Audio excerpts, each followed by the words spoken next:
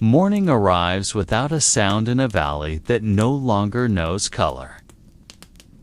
Fog blankets the ground like a secret unwilling to be explained. The cold air bites like a quiet punishment for anyone still hoping today will be different. In the coal mining settlement, the sun does not truly rise. It merely touches the hilltops and gives up. Light has no right to enter the belly of the earth, the place where men settles like a sin that cannot be washed away. And when they finally emerge to the surface, the light hurts them. Their eyes squint, their bodies shake, but still they walk home, one step after another, like zombies with no purpose but to sleep briefly before returning again tomorrow. But they are not called dead. They are only gone, like a voice swallowed by a tunnel. No ceremony, no gravestone. Just a small absence in routine, and the mind does not care. The mind never cares. It only receives, always receives, like a mouth that is never full. And children descend each day, not to seek life, but to survive a slow and dusty death. Deep, long coughs, as if the earth is trying to reclaim what it once gave. In bed, wives stare at husbands older than their age. Children dream of sunshine, but wake to black ceilings. There are no plans, no future, only tomorrow, and tomorrow again, till the body can no longer. In the small houses made of stone and wood, with walls blackened by coal and old breath, people rise not because they want to. They rise because they have no choice. Rising is a duty, like a cough that cannot be held back. One by one, doors open. Small bodies not yet finished growing step outside, eyes still holding dreams that will never come true. Mothers wrap their children in clothes no longer fit to wear, but worn still because there is nothing else. Breakfast is not warm bread or soup, but cold pieces of potato or leftover grain. No one complains. They are simply silent. In this place, silence is the daily language. Words are too heavy to speak. At the edge of the village, the old wooden tower stands like a gatekeeper to hell. That is the mouth of the mine. Its darkness is not just shadow. It is a creature of its own. It swallows people and returns them with thinner bodies, blacker lungs, and souls further removed from light. The wooden stairs downward sound like screams with each step. The miners descend with heads bowed. They do not speak. Not from fear, but because every word spoken above ground feels like betrayal to those who never return to the surface. Children work as trappers, opening and closing ventilation doors in total darkness. They sit alone in narrow corridors, accompanied only by the sound of dripping water and their own breathing. No light, no clock. Time loses meaning. The only way they know the day is passing is through hunger, arriving like a rising tide. Sometimes they sing softly, not for joy, but to keep from going mad. Elsewhere in the tunnel, grown men strike coal with axes and hammers, hands bloodied, bones trembling. Each swing is a prayer for the day to end soon. A prayer that their lungs hold out one more hour. Coal dust does not only enter the nose and mouth, it enters the eyes, the skin, the dreams. It stays there. Night in the mining village is no more peaceful. Coughs echo from every house. and those who cannot go on simply stop coming. Inside the mind, time does not move like it does on the surface. It does not go forward, does not retreat. It only stands still, frozen in a darkness that presses the chest like a boulder too heavy to lift. Each step in the narrow tunnel feels like walking through the body of an ancient creature not yet done sleeping. The rough stone walls breathe slowly, releasing drops of water from the pores of centuries. Human voices sound foreign in a place like this, as if such sounds do not belong in earth that has long been dead.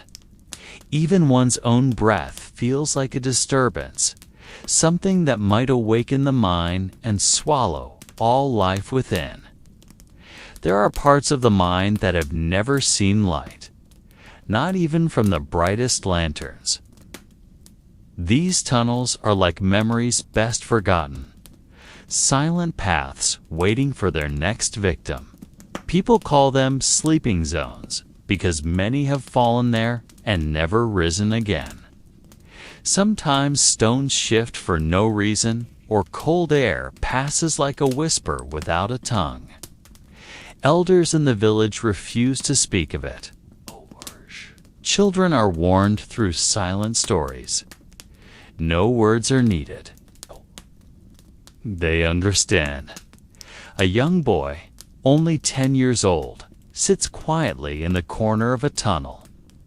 He guards the air door, turning the iron hinge every time a cart passes. His job is simple: sit, wait, open, close. But his mind is never at rest. He counts every second in his head, creating an imaginary clock to avoid getting lost in frozen time. Sometimes he pretends he is in a grassy field, playing with his brother, smelling flowers that may never have existed. Imagination is the only light they have, and even that slowly begins to fade. Carts filled with coal arrive with a screech of metal. Pulled by other children, pushed by those too thin to be called men. Their eyes are empty, their hands black like the coal they haul. Some sneeze, some cough, but none stop. Movement is a necessity. Stillness means pain. Stillness means exhaustion. And exhaustion is a sin punished by the collapse of the stone sky above their heads. Sometimes the mind whispers, not in words, but in tiny cracks, in shifting soil, in droplets of water no longer falling in rhythm. And when the mind begins to speak, everyone knows its time is near. They work faster, but with heavy hearts. They say nothing. They only glance at each other, briefly, as if trying to memorize faces in case they cannot see them again tomorrow. For the wives above, the mind is a second husband they cannot refuse. It takes more than it gives. It steals softly, slowly, like time erasing youth from their faces. Each day they wait, watching the dirt road leading to the mind's mouth, seeking signs that never arrive. Sometimes a bird does not sing. Sometimes the wind stops, and they know the mind has chosen. When someone is buried, news is not delivered by voice, only a knock on the door, or the pale face of a neighbor too afraid to speak. Mothers sit on the ground, silent, hugging the children who remain, as if trying to hold life in place so it doesn't escape. No tears, no screams. In this place, sorrow has no shape. It simply exists, like the dust always in the air. Children grow up in the shadow of the mind. They do not learn to read. They learn to count how often the coughing comes in a single night. They do not play. They learn how to hear the voice of the earth. They do not dream of kings or scientists. They only hope to live long enough to see spring. But many do not, and the mind continues to take, always takes, as if nothing is wrong, as if nothing is broken. But everyone living near it knows the mind is not a place. It is a terrible memory repeating itself. It is a nightmare that cannot be left just by opening your eyes. It is a reality too dark to call a day. 3 in the morning is not a time for most people to rise, but in the mining villages, it is when life begins to feel like a burden. Children are awakened by their mothers with a soft touch that hides their worry. There is no warm breakfast waiting, only hard bread kept from 2 days ago, sometimes just crumbs to be shared by 3. They sit at the edge of their beds, staring at their toes, trying to forget that the same day will come again tomorrow, and the next day, and forever after. Outside, the sky shows no sign of turning blue. The morning wind carries the damp scent of ancient soil, like the sweat of ancestors who once worked the same holes. Only heavy footsteps and cold breaths escaping like smoke from mouths. A half-used bar of soap. Pair of second-hand shoes still mendable. A torn book found at a flea market, unreadable, but worth more than gold. The children show these things to each other before entering the mine, like soldiers showing their lucky charms. Because inside, there is no guarantee they will return with the same breath. At the wooden gate of the mine, there is a nameplate that once could be read, but now only fragments of letters covered in moss and dust. In the mine, the most important language is body language. Only shifts in humidity, temperature, and work rhythm give faint clues that time has passed. Sometimes inspectors arrive and demand more work in the name of safety. Irony becomes a part of life silently accepted. Lunch is left over from the morning, or maybe just dirty water filtered from the walls. There are no complaints, only stomachs tightening in silence, waiting for night as an answer. A knock on the wall can mean danger. A light touch on the shoulder can mean go first. No one dares talk too much. Words can distract, and in a place like this, attention is what saves lives. Some make the sign of the cross before entering. Some just bow their heads. And then everything is swallowed by darkness. Only whispers in the mind.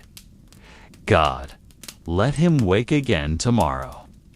God, let him not cough tonight. And sometimes God answers only with silence. He once saw his brother beaten for stopping. His blood flowed, but the cart had to keep moving. Emmett does not want that day to be his, so he walks on. Their faces are coated in dust, and their eyes too tired to see beauty. But they are alive, and for many, that is enough. They walk home in silent rows and at home. Mothers wipe their children's faces with water and old cloth, as if washing away nightmares so they don't follow them to bed. He knows every lump of coal he hauls is not just stone. It is time paid for his mother to buy a candle for his sister to eat a little fuller. Children and grown men walk together, but each carries their own silence, like an invisible sack on their backs. Their fathers have long been gone, perhaps to the city, perhaps to the deep pit. Few ask questions. The mine has made them used to departures that never return. Along the dirt path leading to the main shaft, small lantern lights form a line like a funeral procession. There is no sound, no laughter. When they arrive, the world above feels far behind. Work begins in silence. No signals, no foreman. Everyone knows their task like a dream that repeats. Children tie little carts with iron chains. Their hands bleed from sharp metal long worn out of shape. The screech of wheels is the first music they hear that morning, filling the tunnels with the heavy echo of silence. A boy named Emmett, 11 years old, pulls a cart twice his size. His legs tremble, but he does not stop. Here, all hope is packed into small objects. Some older workers have lost their hearing, not from age, but from the endless roar of stone and machinery. They speak with their eyes, signaling with fingers. When noon arrives, no one knows. There is no sun to inform them. But even night does not always mean release. Sometimes there is a second shift. Sometimes the mine is greedy.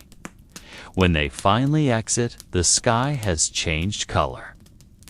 Sometimes purple, sometimes gray, but never bright. In the corners of homes, prayers are never spoken aloud. There's a sound that can only be heard in the mine and nowhere else. Not the sound of collapsing stone or clanging metal, but the sound of dozens of people holding their breath when the ceiling creaks slightly. It is a blood-freezing moment. No one moves. No one dares take a deep breath. Everyone waits. If the creak stops, they return to work. If it doesn't, they will run. But where can they run in narrow tunnels that only fit one person and one cart? So sometimes they don't run. They just close their eyes, clutch a nearby hand, and hope the sound chooses silence. Sometimes the sound does not stay silent. And when that happens, the village loses another name. Buried not by a heroic death, but by heavy silence and a short announcement at the door. Sorry, we couldn't find him. Sorry, there wasn't enough time. Sorry, there wasn't enough light. Days like that are reminders that the mine is not a place for humans. But still, humans come. Not because they want to, but because the land above gives nothing. Farmland is dry. Factories reject small children, but the mine accepts all. The mine never refuses a hand, no matter how small. The mine opens its mouth for everyone, without promises, without mercy. Inside the mine, time warps and deceives. Some workers feel they've worked 3 days in just 9 hours. There is no wall clock, no signals from outside. The only markers are the ache in the bones and the number of carts pulled. 3 carts mean halfway. 5 means nearly done. 7 means the day was too long. Workers have a strange, quiet habit. They don't ask how each other is. They don't say good morning, but they recognize each other's coughs. From the coughs, they know who can still work and who will stay home tomorrow. A long, wet cough is a bad sign. It can mean lungs ruined by fine dust. Dust that is invisible but enters the chest like a cunning fog. Dust that cannot be washed off with water or healed with prayer. Among those dark corridors, some workers try to create small miracles. They draw faces on the stone walls with charcoal. Faces of children. Faces of wives. faces of horses they once saw in tattered books. These drawings become small windows into the world they miss. A world with color, with air, that does not tremble every time someone strikes the wall with a hammer. But those windows are quickly forgotten.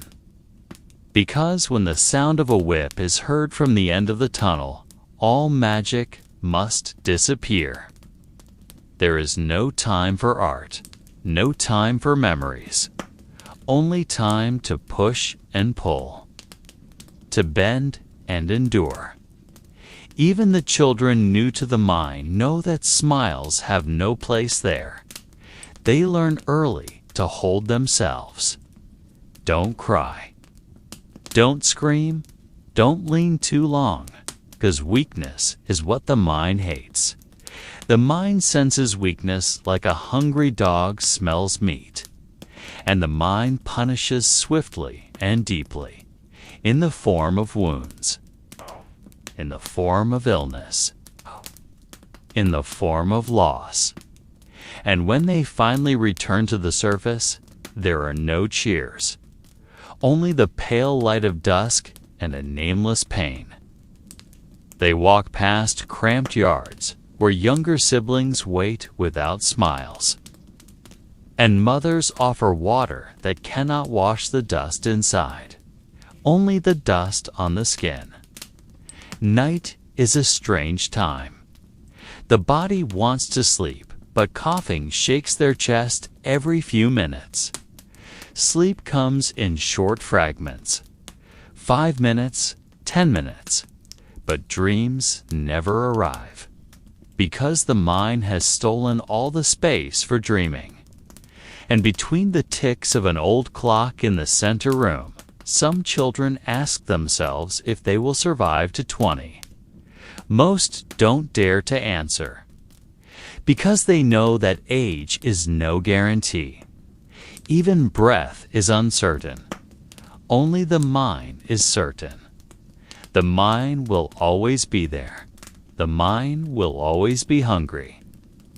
Among the dim lantern lights and breaths racing against dust, there is one moment that everyone in the mine awaits. The moment when the sound of the last cart being pulled toward the old lift is heard, and the ropes begin to sway gently upward. The air changes gradually. The sounds of the mine begin to fade. The sky is often gray, and the ground wet from rain or mud. Sometimes a small child waits at the end of the path, carrying a thermos of warm water or leftover morning bread. The child's face does not glow, but his eyes scan the father's body, looking for signs of wounds or limping. Only move from the darkness of the mine to the dimness of the kitchen oil lamp. Amid these chores, some glance up and speak a single sentence, softly, like a chant. Tomorrow, we go down again. A silent ritual performed daily without ever being taught. Village roads are muddy and filled with the smell of horses. Schools are too far, and churches open only on Sundays. A wife's birthday. But even those celebrations are dim, almost like faint dreams remembered only in parts. They sing old songs passed from father to son, from mine shaft to dinner table. Songs without words of triumph, only melodies swaying slowly like lanterns in the wind. There is little entertainment, except old stories retold by the hearth. Stories about friends who survived cave-ins, children who fled to the city, futures uncertain but still whispered softly. Because hope, in any form, must be whispered, lest it vanish too quickly. The floor sways like a boat on a dark sea. And when the first light pierces through the opening above, all faces tense. Not out of joy, but because they know the light is only a pause. It does not bring salvation. Children curl up, mothers close the windows with cloth, and fathers sigh one last time before a short sleep. No one knows if that night will be their last. But all choose silence, because in the world of the mind, death does not come with screams. It comes quietly and is met with surrender. Watery potato soup, occasionally with bits of fat. Hard bread and tea without sugar. Food is not for pleasure, but to ensure the body does not collapse tomorrow. Children learn to chew slowly, not out of manners, but to delay the reality that there is no second portion, only a temporary respite before the next day pulls them back down. At that moment, Bodhi's nearly collapsed stand with what little strength remains, hoping today brings no extra overtime. They do not celebrate with cheers or applause. They simply glance at each other briefly, then bow their heads, waiting for their turn to be lifted from the belly of the earth. The workers' homes are narrow chambers of stone and wood, filled with coughs and the scent of weary bodies. There is no privacy, no place to escape another's breath. The walls are thin, and the neighbor's sounds become the backdrop of every night. Baby cries, prayers, groaning coughs, all merge into a sorrowful chorus that accompanies half-conscious sleep. The ride up takes only minutes, but feels like a lifetime. When they reach the surface, the evening air greets them like a guest who has forgotten the host's name. No warm welcome, only cold, sinking into the bones. Returning from the mine does not mean returning to peace. Dinner is not a feast, but a ritual of endurance. At night, some workers must still repair shoes, stitch torn trousers, or clean tools coated in soot. Their hands never truly stop working, only change tasks. Life above ground is not the opposite of the mine, but its continuation. Occasionally, there are celebrations. Labor Day, and when the night fully cloaks the sky, the homes grow dim. Amid the shivering night, small sounds remain alive. A mother rubbing her child's hands to keep them warm. A spoon tapping the last bowl. Breaths that are deep and hesitant. In that narrow room, not everyone can sleep at once. Some take turns. Some sit in the corner waiting for a spot. And among all that, no one asks why they must live this way. Not because they don't want to know, but because there is no time to search for answers. Dreams among miners are not about palaces or gold or grand escapes. They dream of days without accidents, nights without coughing, children who do not have to go down the shaft at 12. They know such realities are too far, yet they keep them like charms. Those small dreams are what keep them walking, even though their legs feel like rotting wood. As dawn begins to creep in, fog softly wraps the village. There is no bird song. Only creaking doors, footsteps, and small carts pulled by hand. Children come out half awake, wearing work clothes still damp from yesterday. No one complains. No one tells them to hurry. They know that time has embraced them tightly and one tea let go until their bodies can no longer move. They walk along dirt paths whose curves they've memorized, even in darkness. Some carry lanterns, others simply follow the shadow ahead. The morning doesn't smell fresh. Wet earth, animal droppings, and leftover charcoal smoke from the night before. But all of that has become the scent of life they know. Even the smell of the mine, sharp and suffocating, feels like part of their own body. The adult miners speak little. A word or two is enough for signals.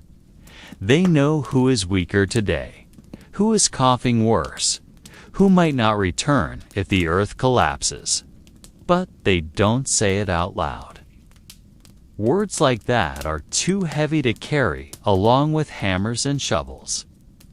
Better to keep them in the chest, like old wounds that never heal but must not be touched. Before entering the mine mouth, they usually look back. Just briefly. To see the sky they don't own, to see the outside world that was never really part of their life. Then they bow their heads, step inside, and the world closes them in again. The dark welcomes like an old blanket, the smell of sulfur like a morning greeting. And their steps sink, becoming a new rhythm of the same day, the same wounds, the same faint hopes. There is no ceremony, no shared prayers, only hands pressing foreheads, a breath held briefly, and the work begins again. Inside the mine, the day has no clock. Time is measured by the number of carts filled, the growl of hunger, the trembling ground hinting that the mine's roof is weakening. A day can be an hour, or it can be forever. No one knows. No one cares. Because everyone in there knows one thing. Just coming out alive is enough. In the depths of the mine, time feels like an illusion. There is no sun to mark the hours.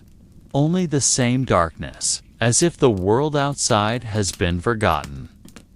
The wooden supports groan softly, as if trying to speak. Thin dust falls from the mine ceiling, settling on the miners' faces like ashes from the hellish sky. No one panics. They simply glance at each other, sigh quietly, and return to work. Because fear is a luxury they cannot bring here. Seconds and hours blur into one rhythm. Strike, pull, lift, push. But sometimes, during breaks, one of them may quietly say that someday he wishes to move to the city, perhaps open a small shop, maybe just get away from the coal. It feels more like rising from the grave. Their bodies coated in black eyes, red from dust, and breaths heavy as though carrying stone inside their chests. But they keep walking. Because outside, there is a small home, a child waiting, and hard bread to be divided. Then he chuckles, bitterly, knowing such dreams live only in the spaces between dust and have no roots to grow. That is the metronome of underground life. Some miners carry pocket watches, but those tiny ticking hands feel disrespectful. As if mocking bodies that no longer recognize time. Footsteps slow, hammers fall silent, and whispers begin to emerge from behind the stone. The miners know their time is nearly over. They begin to gather slowly, one by one, like spirits returning to find their bodies. There is no shouting, only deep breaths, and bodies held up by will that is beginning to splinter. Sometimes there are tremors, not earthquakes, but murmurs from the earth's belly. Among the workers are those still in their teens. Their faces are hairless, but their eyes already resemble old men. They quickly learn the world is no place for self-pity. If they stumble, they rise. If injured, they wrap it with old cloth and keep walking.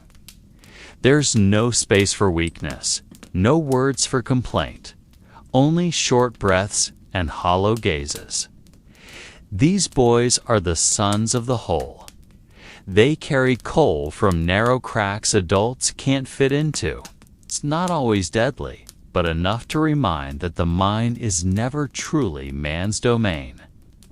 If someone is badly hurt, they are carried to the surface by their peers on the same cart used for coal. Their body lies among the black lumps as if they are one of them. Sometimes alive, sometimes not. Their bodies are thin, quick-moving, and close to the ground. They work in silence, sometimes singing quietly inside their minds songs no one ever taught them. Songs about the sun they've never seen and gardens they only know from their mother's stories. Children don't cry in the mine. They know tears will only mix with sweat and dust and change nothing. Occasionally, accidents happen.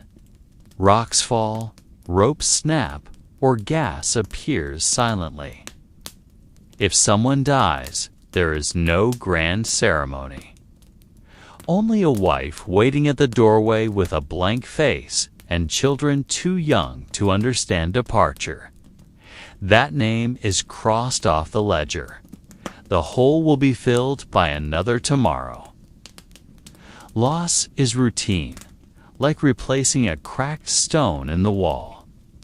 Nothing is permanent in the world of mines except the darkness. The miners rarely speak of the future. They know hope is a fragile thing that breaks easily in a place like this. Night doesn't arrive with moonlight, but with the change of sound. The walk out of the mine doesn't feel like triumph. Outside the mine, night never truly feels dark for the miners. Though the sky hangs heavy and starless, the world feels lighter compared to the black hole they come from. But their bodies cannot immediately savor the night air. Cold sweat still clings, dust still clogs their pores, and their lungs still groan silently. They return home with slow steps, usually in small groups.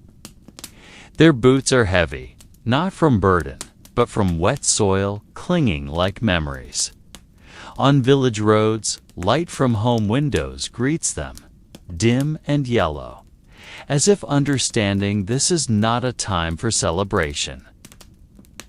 Some small children wait at the doorway, their eyes glowing like nearly extinguished lanterns. The children sleep on the floor with thin blankets, listening to their father's breath, heavy like a hammer striking stone.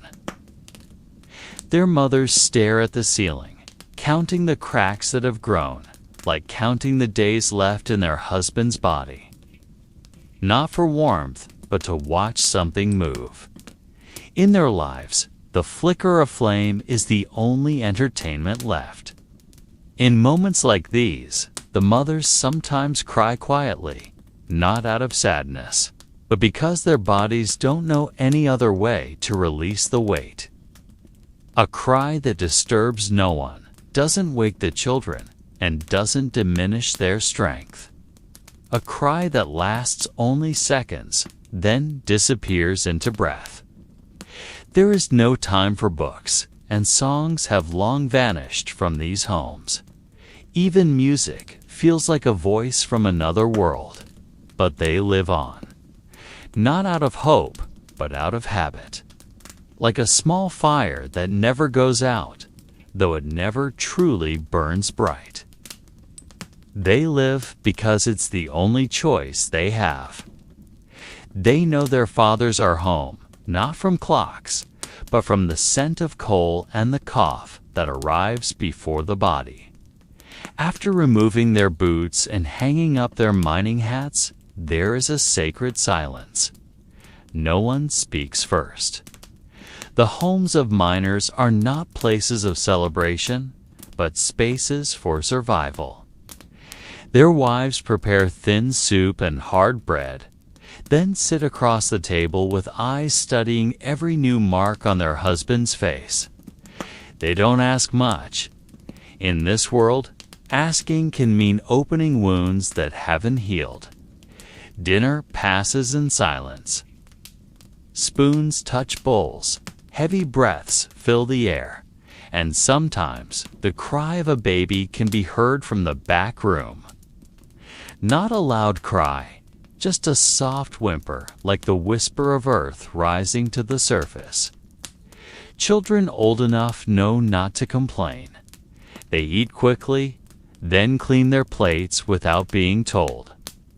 Some of them will be in the mines too in a few years. Or maybe next month. After dinner, some fall asleep in their chairs, still wearing their work clothes. Some smoke while staring at the fire in the hearth. In some homes, the miner's wife will wash his feet. Not out of tradition, but because she knows those feet have carried the world's burden all day. The water is warm, the cloth is old, and her movements are slow like a prayer.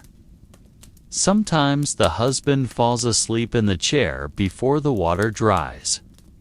Sometimes he speaks in his sleep, murmuring words only understood by stone and dust.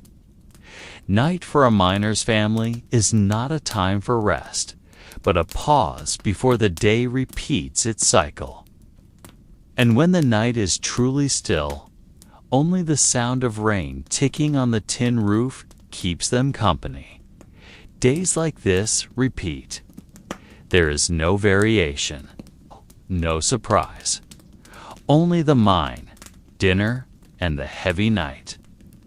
Morning comes like an uninvited guest. It does not knock gently at the door, but barges in through the cracks in the window with gray light and damp air. The miners do not wake because they have slept enough, but because their bodies can no longer lie still. Thick pants, wool shirts, and old leather boots still wet with last night's mud. Some wrap bandages around their knees before standing up. The small wounds from sharp rocks and broken wood are part of the routine. No one complains, no one reminds each other to be careful. Everyone already knows, and everyone accepts it. They do not speak because there is nothing that needs saying. Some imagine rice fields, the sea, or simply a clean bed. But the worst pain is not the fatigue. It is the awareness that this will repeat again tomorrow and the day after, until the body can no longer rise, like night creatures returning to the surface. But they are not free. They are merely resting from hell for a few hours before returning with a body slightly more broken than the day before. No one speaks this aloud, but everyone knows. It is carved into their slow movements, in eyes that never truly open wide. But those images fade quickly, swept away by the sound of falling rubble and a loud cough from somewhere nearby. In the mine, dreams are not companions. They are enemies that can break focus and steal lives. They do not stop because there is nowhere to rest. Working in the mine is not just about digging stone, but about keeping one's mind intact in the darkness that eats both time and thought. Their joints creak softly, like the hinges of an old door resisting motion. There is no alarm music, only coughing louder than usual, and the groan of wooden floors announcing that time has moved on without mercy. Breakfast is not a warm ritual, just a cup of weak tea and a piece of bread hardened overnight. But they do not complain. They do not even think. They simply sit at a small table, faces wrapped in shadow, eyes still holding onto fragments of unfinished dreams. Outside, the morning air carries the scent of wet stone and spent embers, as if the world refuses to let anyone forget the mine waiting nearby. Like soldiers before battle, they stand in silence, accompanied only by the sound of wind and the occasional drip of water from wooden supports.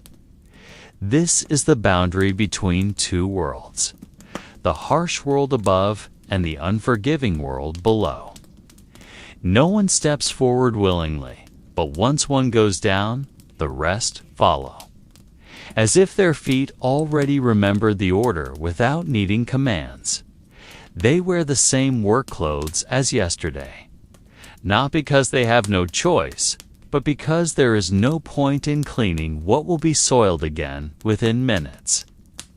The walk to the mine is not long, but every step feels like descending an invisible staircase into another world. Muddy paths, thin mist hanging between houses, and the soft sound of footsteps that seem reluctant to disturb the morning stillness. Some birds have yet to awaken, and even the sun appears hesitant to rise. Perhaps it too knows that no light can truly reach into the depths of this darkness. At the mouth of the mine, they gather briefly, not to talk, but to align their breath. In the mine's tunnels, the torchlight is the only sign they exist.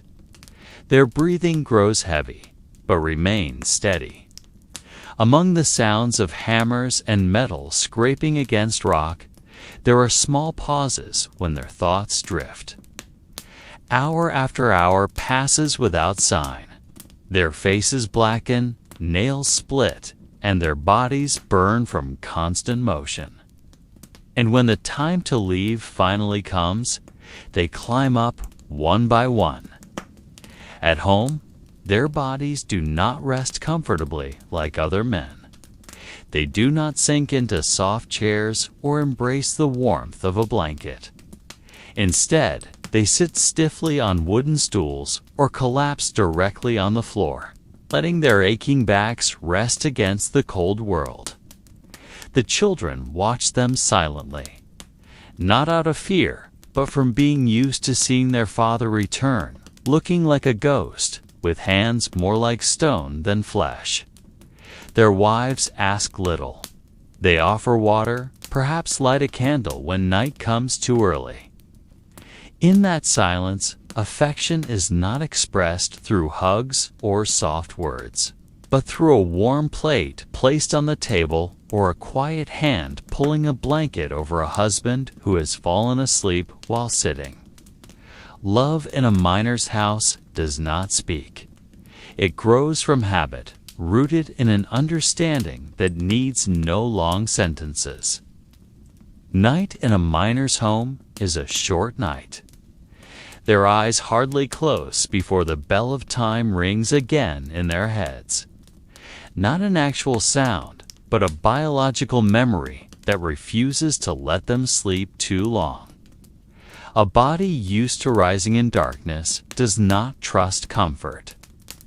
They wake, cough a little, and slowly repeat the pattern they have lived for decades. Often, their dreams are filled with the sound of cave-ins, screams heard only underground, or the flash of a torch suddenly dying. They do not wake screaming, only with cold sweat and breathless gasps.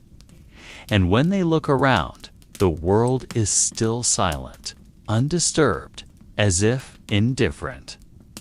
Such is how mining shapes the inner world, making nights heavier than day, making silence more terrifying than noise.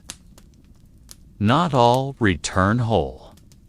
Some are left beneath the rock, their bodies never lifted. Some return, but their souls do not follow. They sit in the corner of the room, staring at the wall with hollow eyes for weeks. In that small town, there are no words like trauma or depression. Only terms like old before time, broken before truly living.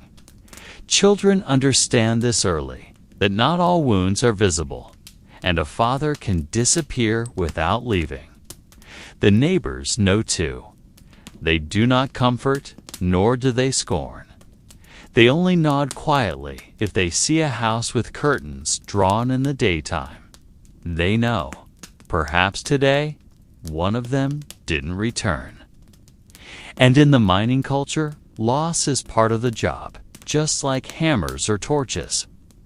It is not mourned with great ceremonies, only with long silences and an empty chair at dinner. To the children, their father is a hero who comes home with soot on his cheeks and the scent of coal in his breath. They know he does not bring gold or silver, but he brings enough breath to tell one bedtime story, and that is enough.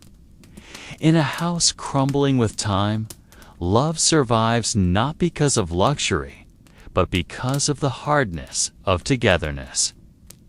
Every small smile is a victory. Every night without bad news is a blessing.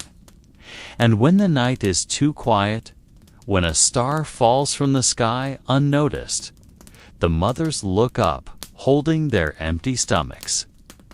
They know morning will come again, and the mine never waits.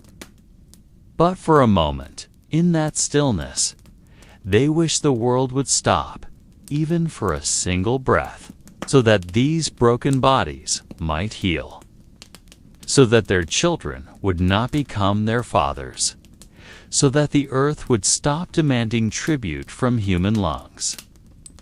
Morning comes again, not with warm orange hues, but with a gray glow slipping through the cracks of a leaking roof. The wind brings the smell of damp wood and soil that never truly dries. There is no birdsong to greet the day, only the sound of heavy boots on dirt, the endless cough of old lungs. There is no conversation, only breaths merging into mist, and the faint ringing of metal helmets touching. The dirt path is filled with old footprints, never erased, as if even the rain fears washing them away. There, under a sky that promises nothing, these men surrender their bodies to the jaws of the earth as if it were their fate. Hands go numb from cold and burden. Between tasks, there is no time to reflect. Even in silent darkness, solidarity is a voice still heard. The miners do not say much, but when one falls, the others lift without a word. That is their language. That is their faith. Only bodies moving like machines and souls hiding behind bones. They stay, they try to save, try to call each other's names. No one wants to die alone. And more than that, no one wants to let a friend die alone. In the mine, bravery does not come in heroic form, but as quiet loyalty, as a hand that does not let go, even when hope is swallowed by dust. Amid the hammer blows and the creaking of wooden beams, miners learn that humanity is a luxury. That strength does not always mean muscle, but the ability to remain standing when everything wants to fall. And down there, in the dark that swallows names, the miners find a strange light, not from the torch, but from one another. From stories, short laughter, and even shared sweat. In the mine, they are mere shadows of themselves, and the clinking of metal tools being prepared like a sacred ritual that never changes. There is only the shortening torch, the growing hunger, and the drip of water from stone ceilings. In that narrow space, human voices grow quiet, not out of fear, but futility. Shouting brings no light. The only thing to do is dig, drag, break, and try not to die that day. It is that simple. The morning cold clings to the skin like a warning that the time to breathe has ended and the time to endure has returned. The miners bow in silence, slipping hard bread into torn pockets. There is no proper breakfast. Only provisions that serve more as symbols of endurance than nourishment. Children watch from tiny windows, recognizing their fathers' backs by the heavy gate, by the steps that are never hurried, but never slow either. Steps that understand life is not about running, but about surviving one more day. A piece of their child's cloth, their wife's name carved in wood, even a prayer silently memorized. But the mind tests all of it. It asks quietly whether love is strong enough to hold up under falling rock, whether prayer can change a tunnel's course, whether hope can pierce a darkness that feels almost sacred. They walk toward the mouth of the mine like a congregation heading to a dark altar. Inside the mine, time loses meaning. Clocks have no place there. Some carry memories from home to fill the emptiness light cannot reach. Sweat and dust turn to mud on the skin. Eyes redden from gas. Yet one thing always remains: togetherness. In conditions that humiliate, no one is truly alone. One hand pulls when another stumbles. One shoulder steadies a faltering frame. And if there is a collapse, if suddenly the stone sky caves in, they do not flee. That is what the mind teaches, that life is not to be conquered, but endured together. After long hours unmeasured by the sun, the miners emerge from the earth's belly like shadows that have lost direction. Their skin is coated with ash, their eyes squinting as they meet the light again, and their steps are no lighter than when they went in. There is no cheer of victory, only heavy breaths exhaled as if the world above ground weighs just as much as the one below. The food they cook is the result of negotiations between the market and hunger. Potato soup without potatoes. Bread hard as brick. Children greet their fathers not with hugs, but with a look that knows how valuable a single copper coin is in those trembling hands. Maybe the hand of a wife touching a shoulder in the dark. Maybe a small candle still burning in the corner, though no one asked it to. These small things, never grand, are enough to keep someone from falling completely apart. Dinner is not a celebration, but an extension of suffering in chewable form, and steps returning to the same place with breaths shorter than the day before. No change, no surprise, but there is courage. The courage to keep walking even knowing the mind never gives, only takes. And that courage, nameless and unrewarded, is the only glory they know. On those faces, there is no relief, only a deep exhaustion that even sleep cannot heal.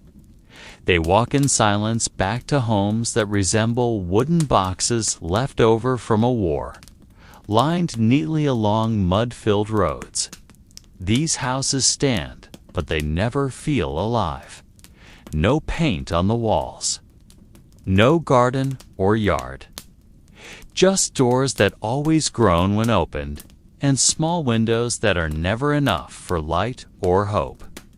The sky is as dark as the mine they just left.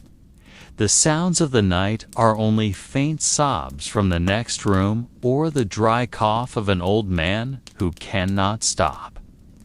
There is no time for dreams, only sleep as an escape from a reality that never wants to wake up. The bed is narrow and full of holes, a thin mattress no warmer than the floor. But the body still lies there because it knows that even in pain, it must rise again tomorrow.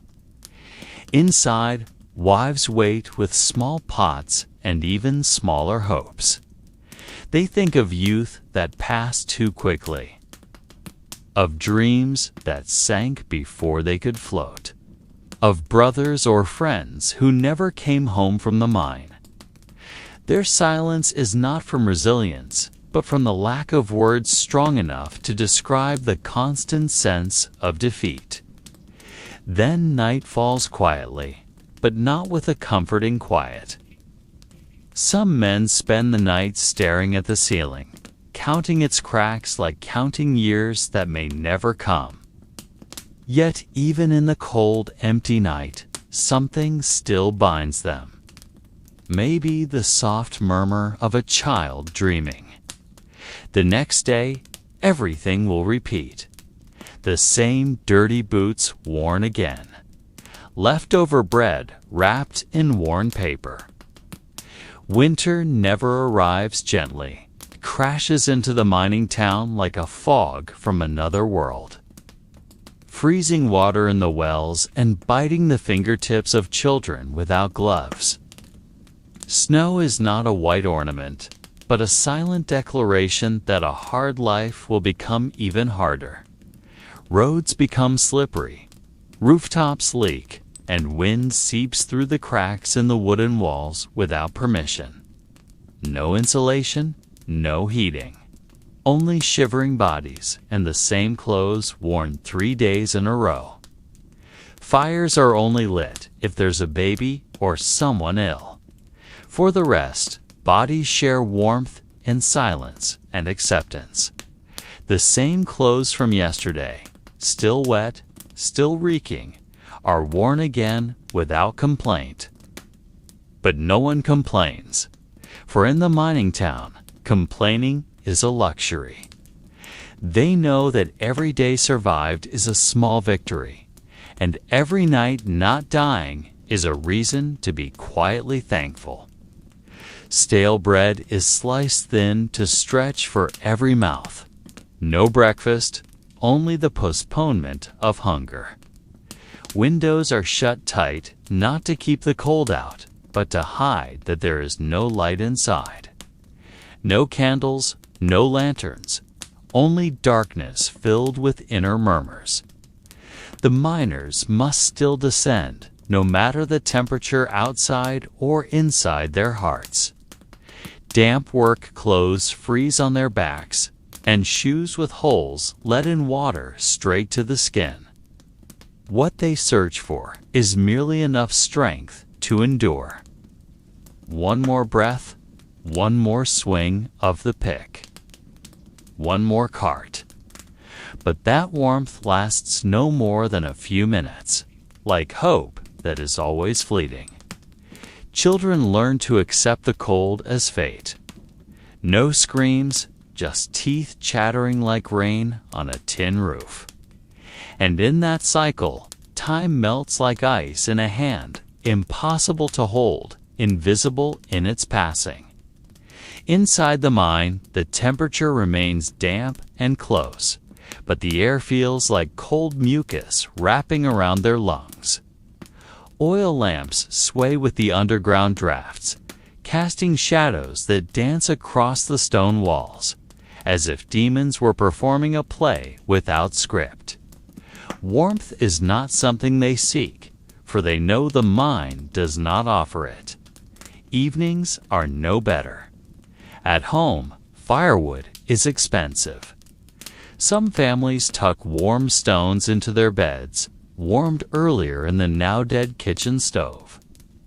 And when morning comes, with frost on the inside of the windows, they rise not because they feel refreshed, but because the world demands it.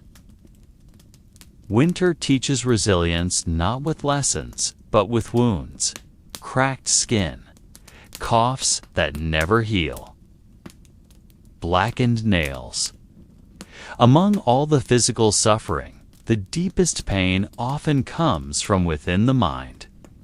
The miners must endure not only with their bodies, but with their souls. In the depths of the mine, where the sky is never seen and time is never clear, the mind can turn into the cruelest enemy. There, in the sticky darkness and repetitive clanging of metal, a man might begin to hear his own voice too clearly. Questions arise, not about how to survive, but why to survive. And the answers, if any, rarely offer comfort. Some men begin to speak to themselves, not from madness, but because the silence has unmoored them. They mutter their children's names like spells or repeat poems they memorized in childhood. Some carry small objects in their pockets, a button from their wife's shirt, or a sliver of wood from their child's swing, just so they can remember that the outside world still exists, even if it feels ever more distant.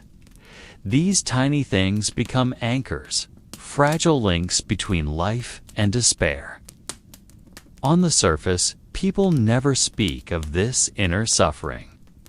It is considered shameful, as if exhaustion of the soul is a weakness unworthy of acknowledgement. Yet silently, they know. They know who begins to sit too long staring at the embers. They know who stops singing on the walk to the mine. They know who, on one cold night, never returns. The children grow up seeing all of this. They do not read books about pain or sorrow, but they learn it directly from the air they breathe. They see how their mothers wipe away tears without sound. They see their fathers hold their heads at dinner, not from illness, but from thoughts too heavy to forget. And they learn, slowly, that growing up in a mining town means losing beautiful things before ever getting to know them. When Sunday comes, the one day without the mine, small hopes try to bloom. People wear their best clothes, which are not truly fine, but a bit cleaner. They gather in a pealing church and sing hymns with hoarse voices. It is not about grand faith, but a reminder that there is something, whatever it may be, higher than the earth and deeper than the mine. After the service, some families sit on cold grass and eat hard bread together. Children laugh, even as the cold bites. That laughter is like a small flower blooming between stones. It does not last long, but it is beautiful while it lives. The fathers watch them and feel.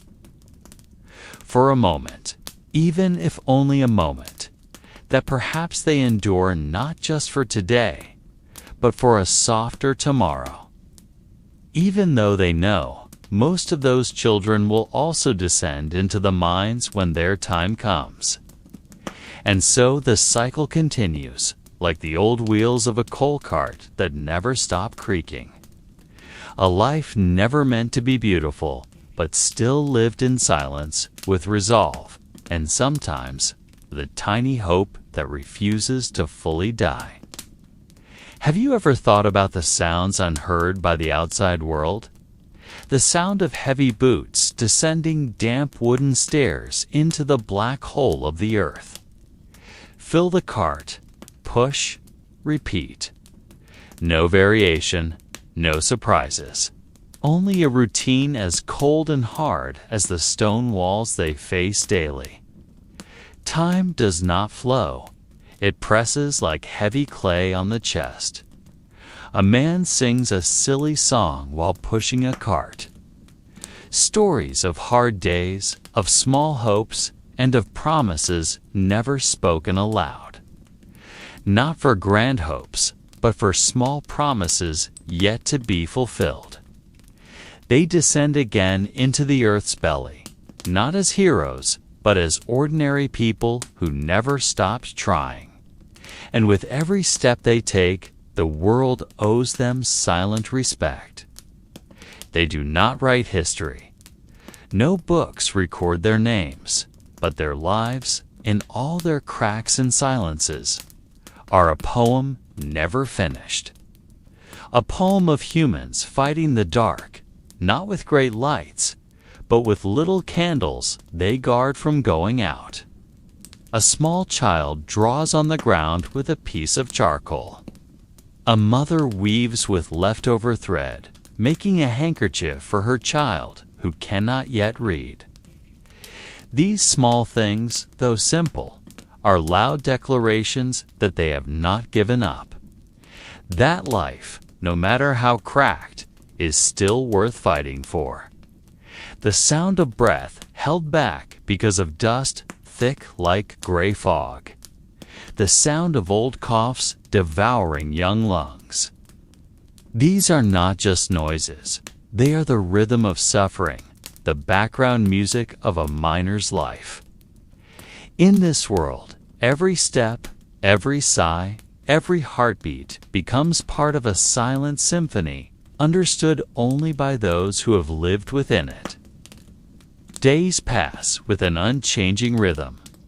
Wake before dawn. Walk in darkness. Wait for your turn. Creep down narrow shafts like worms in soil. Swing the pickaxe. Sometimes there are accidents. Rocks fall, roofs collapse, invisible gases explode without warning. No sirens, no cameras, no breaking news. Only short screams and long silence. Names are called, but sometimes not answered. They learn to read the air, to sense danger even before words can explain it. And they grow with eyes far too old for their faces. And those holes, once the path of life, become graves without markers. Families wait above, holding prayers as fragile as old paper. They do not cry loudly, because in the mining town, even grief is taught to be quiet. Children who lose their fathers return not with questions, but with an understanding far too early. They know this world does not promise long life. Yet within the gloom, there is laughter too, strange but real. At night, when the mines sleep and the houses grow quiet, the wind carries stories from window to window. And when dawn comes again, they rise not because they want to, but because they must. There are nights when the sky above the mining town looks like a torn piece of old cloth. The stars are rarely seen, veiled by soot and heavy ash clouds. Yet from the small windows of wooden homes, candlelight still flickers. A weak light, barely enough to illuminate a face, but enough to show that someone is still awake. A mother mends a torn sock. A child copies letters from a tattered book. A man looks at his rough hands, trying to remember what they felt like before the wounds. They write them when the night is too quiet, when the voice of the heart is louder than the world. Not because of comfort, not because of beauty, but because of perseverance. Because among all things that can be crushed by rock and dust, what cannot be extinguished is the human courage to keep living even when all reasons to live have long vanished. They know the letters will never arrive, yet they keep writing. Because to write, like to pray, is a way of saying, I am still here. I still feel. I am not entirely dead.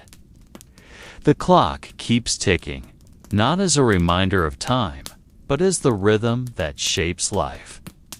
They do not wait for great change. There is no revolution behind the door. There is only the night to endure, the body to lay down, and tomorrow that will come, as always. And in that simplicity, they carve out strength. They are not heroes in history books. They do not ride horses or carry banners, but they stand every day in extraordinary silence. Some children dream of the sea, of places that are not dark and deep. They hear stories from distant cousins about cities with parks and street lamps. But those dreams are like smoke, visible for a moment and then gone with the wind. Their parents do not forbid such dreams, but they do not fuel them either. Because they know, the higher the hope, the harder the fall. Yet small miracles arrive uninvited. Snow falling suddenly, covering the mine shafts. A bird landing on the window singing a strange song about how he once found a lump of coal shaped like a heart, or about a strange sound from a tunnel never explored. These tales make the children laugh and shiver at the same time. But behind them lies a deeper message, that even in the darkest places, there are things worth stopping to notice. And that imagination is the one light that darkness cannot steal. A thin rainbow appearing after acid rain. These things, though they do not heal, offer pause. For a moment, the world feels less harsh. For a moment, something exists that is not about labor or exhaustion or loss. Sometimes, an old miner tells stories to the children on Saturday nights. Mothers keep letters that are never sent. Letters to siblings, to God, to themselves. And the mining town, in all its blackness and stone, holds lives that still beat. Not all wounds are visible to the eye. Some wounds live behind the ribs, quietly residing between heartbeats and breaths. They don't bleed, they don't bruise, and they can't be wrapped in cloth. But they grow like mold in a damp room, silently clinging and slowly altering the mind. The strength to endure, not to win, but because there is no other choice. The strength to remain upright, even when everything says to fall. And that strength, though silent, is louder than any scream. No sirens sound, but everyone knows. Children stop playing. Mothers stop sewing. Men stop chewing. Not in fighting great enemies, but in accepting the same day, the same pain, the same work, and continuing anyway. Step by step, not driven by hope, but by responsibility. Because love, though not always spoken, becomes the greatest reason to endure. And only the wind continues to move, carrying unspoken news. In those moments, time seems to freeze, and everyone hopes the name called is not the one they love. It needs no spotlight. It lives quietly behind peeling wooden doors, in rough hands that still hold bread even as their fingers tremble. The miners carry those wounds home each night. They don't speak of them, because in their world, talking about emotional fatigue is a luxury. What matters is that the body can stand again in the morning. The heart can wait.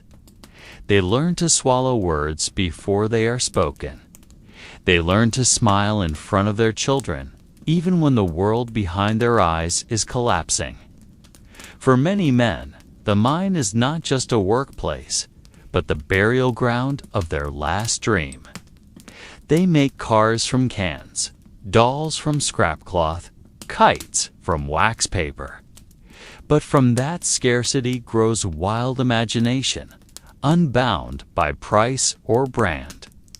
They laugh not because of fancy gadgets, but because they can run freely between houses on the verge of collapse. That freedom, however small, is a form of wealth that cannot be measured. They enter as young men with conviction and leave as old men who no longer believe in time. Time has broken its promises too often. Yet from all that suffering emerges a strength that no school can teach. Children in the mining town don't know store-bought toys.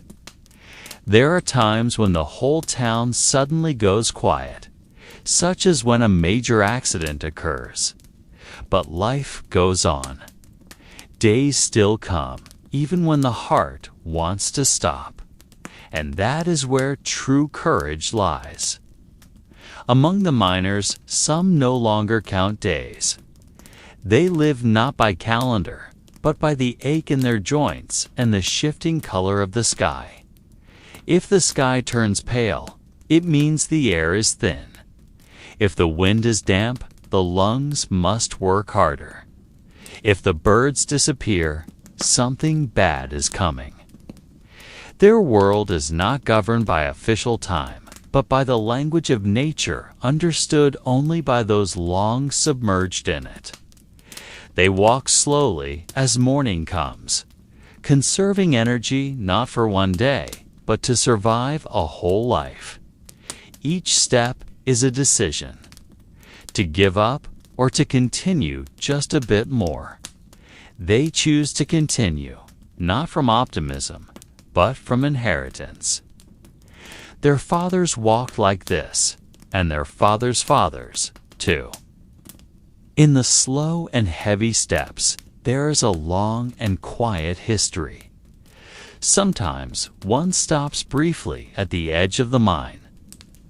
Looking into that black hole is not just to see, but to feel, as if the hole is a mirror of their own insides, deep and endless. Inside it, there are not only rocks and soot, but also all the things they once left behind.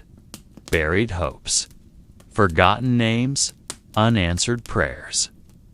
And still they descend into it, every day, with open chests. There is a strange beauty there, not a beauty that can be photographed or sold, but one only felt by a soul that has been broken. Like a small light lost on the mine wall, like a faint song echoing from a distant tunnel, like one's own heartbeat clearly heard when all other sounds vanish. It is not a beauty that brings happiness, but one that reminds you you are still alive. Outsiders might see the mining town as a cursed place. They imagine suffering and darkness, a tease. But they forget that even in hell, people can hold each other, can laugh briefly between pain, can share a piece of bread even when hungry. Life there is not beautiful, but it has an honest pulse. No pretense, no social mask. Just the truth of how hard life can be, and how strong humans become when there is no other choice. And on certain nights, the sound of singing drifts from the houses. Not songs of joy, but songs of endurance. Old melodies sung by their ancestors while digging land in other places, in other times. Those voices blend with the wind, with the stove's fire, with the ticking of an old clock. And though the world may never hear those songs, for them, it is heritage. A legacy of pain carried with heads held high. When morning returns, the sky looks the same, and the smell of the mine remains as it was yesterday. There is no celebration, no welcome, only reality knocking once more on the old wooden door, asking the body to rise. The house floor is cold underfoot. The water in the basin even colder, but none of it is new. It has been this way for decades. The body has learned that cold is not an enemy, only a reminder that life keeps moving, even when it is unkind. In the mine, there is no room for pride. No matter how strong a man is, underground, everyone is equal. They give beautiful names to children, though they own no books. They build houses from reclaimed stone and old wood, but place hope inside as if it were a palace. And every night, they look at the stars not to ask for anything, but just to remember that above them there is still a vast sky, equally blind in the dark, equally hoping to return intact, equally friends with a fear that never truly leaves, in a cough that deepens, in eyes that no longer look up, only down toward the ground. Many leave without warning. They simply don't return from the mine. And their names are remembered not with monuments, but through a dinner table now set with one spoon less, through a jacket still hanging on the wall, through prayers in the heart that never truly end. A small crack in the wall can signal the end of everything. And even if the world around them doesn't change much, there is always a small laugh sneaking into the gloom. A little dog barking happily, a girl baking bread for the first time, an old man asleep in a broken chair with a faint smile. These are small things. But in a hard world, small things are miracles, so they work in deep silence. Every swing of the pickaxe is a whispered prayer. Every breath is a pact with time. Not out of madness, but because sometimes only the rock will listen. They speak softly, as if the earth has ears. They share their unrest, their hopes, the names of children they've never held long enough. In the darkness that does not judge, their voices become honest. No mask, no audience. Only the stone and the echo, and a sense of relief like thin dew in the heat. Death does not always come with loud noise. Sometimes it arrives quietly, in a breath slowly fading. Yet life also brings the new. Babies are born, children grow. In a place full of fear and loss, people still plant seeds of love. They marry, though there is no party. And finally, when day after day has passed, the body becomes a silent witness to all that has been. Hands once strong now tremble when lifting a cup of tea. Eyes once sharp now blur, still searching for the shadow of the mine on the ceiling. Breaths grow short, like the time that dwindles. Yet behind all of this, something remains unbroken memory. Memories of a little boy who once ran through dust and coal, laughing behind the stone houses. Memories of warm bread in the morning and his mother's voice calling from the kitchen. Of the first day descending into the mine, full of fear yet pride. Of friends lost, of family left behind. All of it weaves a thread that time and death cannot sever. The old man sits still in his chair. He doesn't speak much anymore, but when he does, his voice is soft and deep, as if it comes from stone long buried. He doesn't speak of riches, for he had none. He doesn't boast of strength, for it has long left him.